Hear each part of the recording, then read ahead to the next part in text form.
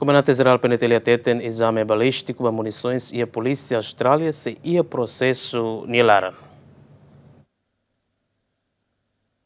E a início tinha de rua Runulu Recém Lima, moço acontecimento tolo, nebe halo emahotu preocupa. Da huluk makazu nebe acontece e a residência ex-presidente da República Francisco Guterres Luolo, e a nebe bala desconhecido atinge Luolo nia uma, onde resulta mesinha ida rahun. Selok fali maklabarik ida hetantiru, e a matadouro dili, no icus e matiru rahun careta nia vidro e a fatuhada. Esse acontecimento tolo ne, polícia recolhe uma evidência macanesan munições no ia fulanzaneiro ne, peniteli fo munições hirak ne ba polícia Austrália, onde halo exame balístico, mas be to agora será o que é resultado. Comandante-Geral Peniteli Comissário-Geral Henrique da Costa ateten exame balístico ba munições ne, e a hela processo não ne precisa tempo atu atene nia resultado. Buat tidak proses investigação ne precisa tempo ne la hoje não foi ter o decidir dia Antônio Matiro que Zé Matiro lá haremos conexão italiana